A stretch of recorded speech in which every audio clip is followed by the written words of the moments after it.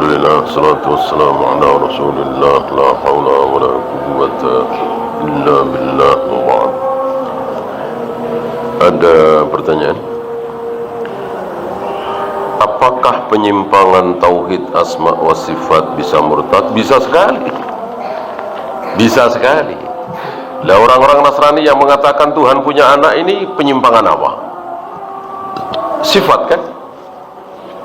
Apa kalau bukan sifat? Allah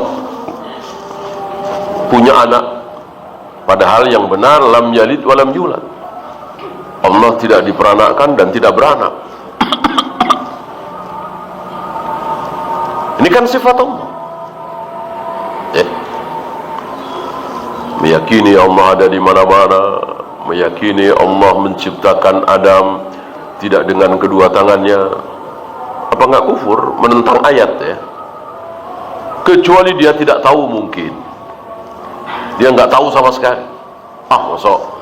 Artinya tidak menentang ayat. Yang parah saudara-saudara kita yang tahu ayatnya itu, para ustadz, para kiai, para tokoh, masa nggak tahu Ar-Rahmanu 'ala arsy istawa? Masa nggak tahu mana aka antas sudah lima khalaqtu biyadayya? Aku telah ciptakan Adam dengan kedua tanganku. Masa nggak tahu was-samawatu matwiyatum biyamini? Bahwa langit-langit itu akan digulung oleh Allah dengan tangan kanannya nanti. Masa nggak tahu sih? Ya kalau orang awam, apalagi baru masuk Islam, ya nggak tahu lah. Ketika masa enggak, Allah nggak punya tangan lah, ya masih dimaklumi. Artinya dia tidak menentang Al-Quran, tapi menentang temannya barangkali, saudaranya barangkali. Yang kufur kan menentang Al-Quran.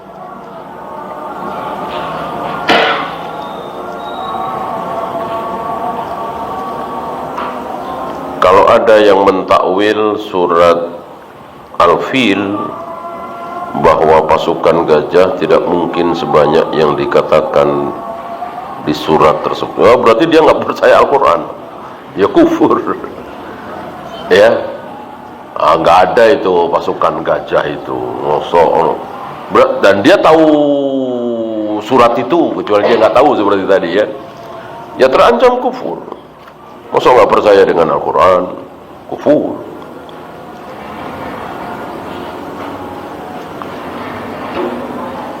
Mengapa di saat kita mengerjakan ketaatan seperti membaca Al-Quran misalnya, lalu saya menjadi yakin akan masuk surga? Apakah ini kesombongan? Iya, kalau yakin ya. Kalau berharap, sangat berharap, bagus, memang kita harus berharap. Yakin, ya nggak boleh lah tahu dari mana. Yakin pasti kan, memastikan kan, beda tentunya antara memastikan dengan berharap. Berharap sangat-sangat boleh, bahkan ketika tidak ada harapan Allah nggak suka ya. Bagaimana kita takut? Iya. Disitulah yang tidak mudah memadukan antara harapan dan ketakutan, khauf dan roja, roja dan khauf. Terlalu besar rojaknya tidak baik, terlalu besar khaufnya tidak baik. Usahakan seperti sayap burung. Sayap burung itu beratan yang kanan apa beratan yang kiri? Ya tentu sama. Kira-kira begitu.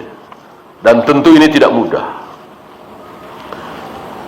Oleh karena itu, ketika bisa mensejajarkan antara khauf dengan roja seperti sayap burung, lalu mati, jaminannya apa?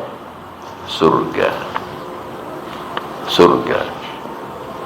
Berdasarkan dalil, ketika di hadapan Nabi ada seorang anak muda yang sakit keras, akhirnya meninggal.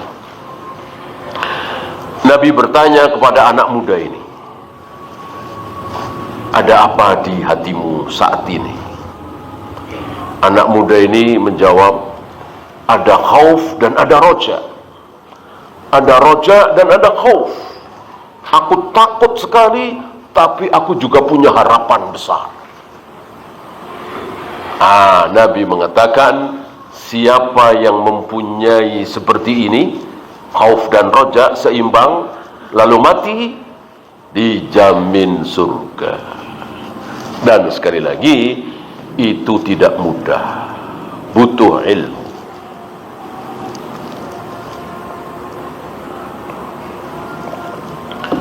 Bolehkah lebih besar rojaknya di saat-saat tertentu?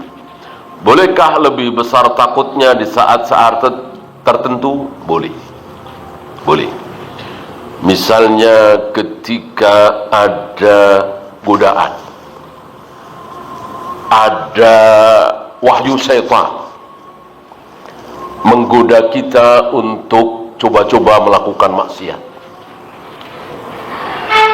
coba-coba main misalnya judi online misalnya, coba-coba maka besarkan khauf, besarkan khauf, jangan besarkan roja. Harus ketakutan, ini larangan Allah, ini dosa, Allah murka, Allah punya neraka, dan seterusnya dan seterusnya.